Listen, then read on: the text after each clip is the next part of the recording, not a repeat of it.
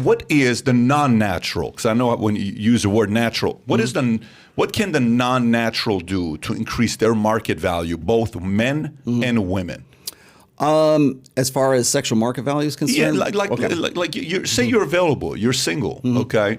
And you're in a marketplace right now, and you're like, listen, maybe you're at not at the best place career-wise. You're kind of trying to get it together. Maybe you're trying to make a comeback. And maybe you're a woman who is, 34 years old, and you're single, and your last relationship didn't work out. Maybe you're a single mother right now, and you left your husband, or vice versa, right? You're by yourself. What can that person do to increase their market value to be attractive to the opposite sex?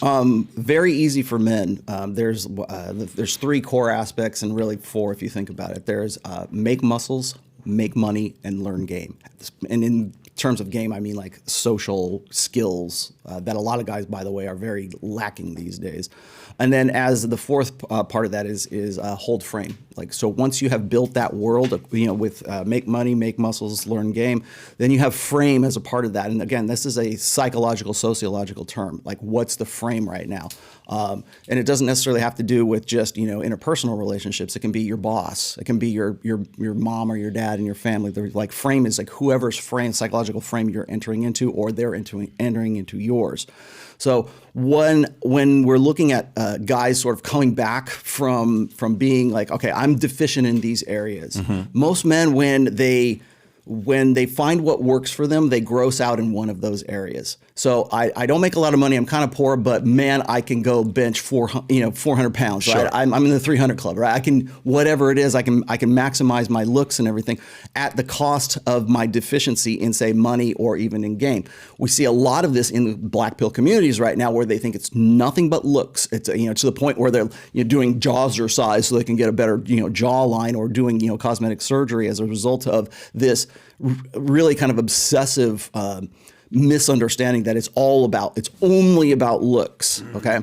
So what you would think that these guys would be like, gym bros, or they would be like personal trainers or something. But that's one area that is, if you're deficient in one of those areas, you tend to gross out in others. So what I would suggest is look at which areas you tend to be really strong at, and then look at where you tend to be weak at. Most guys, if they're weak in money, they tend to gross out on looks. If they're fat and they don't look very good, or they're not naturally good looking, they tend to gross out in money and say, well, it's all about the money, and all I have to do is just pay for everything, and girls will want to come to me. And then it's like there's the game aspect of it. Well, I don't have either of those, but I'm very charming, and so therefore I can, I know people's psychology, and you tend to gross out in that area as well. My suggestion to guys is, if you really want to build yourself up, look where you're weak in those core three things, because the 4th is to have frame as a result of all of those 3 things. So if you are not in good shape, which, what is it? 75% of the United States population is like overweight, and like 40% is like morbidly obese. That's usually the best place to start. Get your fat ass in the gym. That will help you out with your just not necessarily just the look side of things, but it'll help you feel better, because you're releasing stress, and there's a biochemical aspect that goes along with that. If you're deficient in money, people will say, well, how do I get on my game with money? Crypto. How do I become an entrepreneur? How do I learn a trade? How do I, I'm better at these things. Find out what your core strengths are. Primarily, when I'm telling guys, like they've asked me this question, first and foremost, I say, what is sedating you? Is it pornography? Is it booze? Is it prescription drugs? Is it your addiction to World of Warcraft? Whatever it is, whatever that is sort of your escape. Video games. It's a life that it's better to live in your escape than it is in your shitty real life.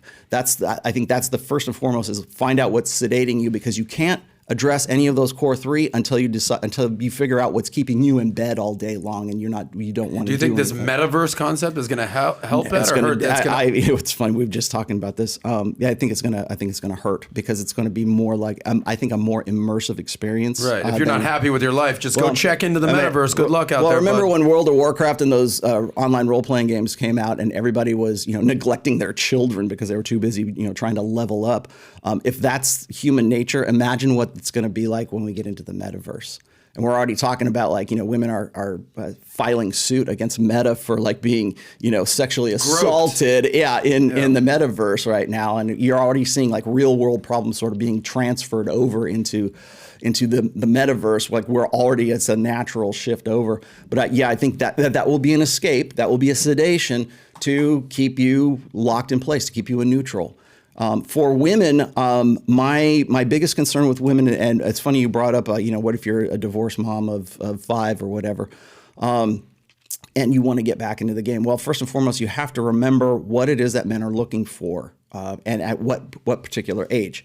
I'm 53 years old. If I were to find myself single, I'm not going to be looking for a woman who is, say, like 25 years old, because I've already gone through that phase of life. I'm mature enough and I can think critically enough to go, you know what, it might be fun, to have a fling with that person, but you're not going to build a life with that person going forward. Yeah, a lot of people in Palm Beach would disagree with you. Yeah, well, yeah, I know. Yeah, and that's how you get sugary sites. For the 18 people in Palm Beach that got yeah. offended, it's going to be all right. Yeah. Go ahead, continue. So as far as women are concerned, I think women need to see the forest for the trees right now. I don't think a lot of women look ahead long term. I work with these guys, Fresh and Fit, which are in Miami here, and you're probably familiar with them. They have one of the #1 podcasts, certainly in Southern Florida, if not dating podcasts over the world. They bring in women regularly, and you'll say, well, they're all ratchet hoes from the clubs or whatever like that. No disagreement here. Rollo. But when you listen to these girls, they all have the same stories. I'm looking for a guy who is the guy who's going to take me on yacht parties. I'm looking for this. I'm looking for a guy who's got money. I'm looking for. It seems like they're looking at sort of towards the future, but what they're not understanding is that at their point of life, say like, as I said, 18 to 28 years old, they don't realize that their sexual selectivity, like the party's going to be over at some point, because they're going to be replaced by the next cycle of 18 to 28-year-olds that come in. So, the joke is this: they called the store Forever 21, not Forever 41, right. Because you're looking for women are always looking back at that peak, those peak years, because that's when they had they're at the top of their agency, they're at the top of their power, the power curve that I was saying before. And they constantly look back to that. And as women go forward, I think there's almost a blue pill for women as well, which is we sell women on this idea of what I call fempowerment. And we've been doing this really since 1970, since the sexual revolution. We want to put women into the workplace. We want to have special dispensation for them in colleges. We want to get them into STEM fields. We want to give them access to Pell Grants and all kinds of ways to sort of build them up, put them into the workforce, put them into politics, put them into the economy as much as possible. And the problem is that what happens is women end up becoming the men they want to marry. They end up becoming the quote unquote alpha female or the boss babe or whatever it is now. And they can't understand why they can't find a guy who is their quote unquote equal, who doesn't want to have anything to do with them. Catastrophic, because by the way. Anybody who is better than they are status wise is not looking for a quote unquote alpha female. They're looking for the girl who's 23 years old, who's feminine and wants to have, go forward and have kids and has, say, well, she's submissive, whatever. I counsel women today who tell me I can't find a guy who is my equal, but he's got to, they're not going to college. Men are enrolling at like 40% versus 60% for women right now. I'm sure you've probably seen those stats.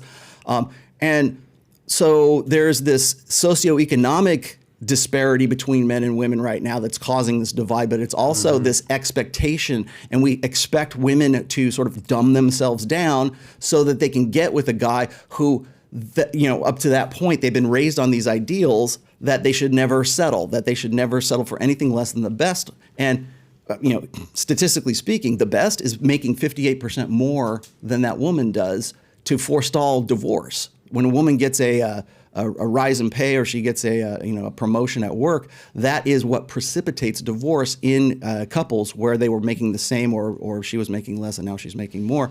Those are simple biological evolutionary realities. So if you enjoyed this little short segment from the podcast that we did, here's another short segment to watch. Or if you want to see the entire podcast, click over here. Take care, everybody. Bye-bye.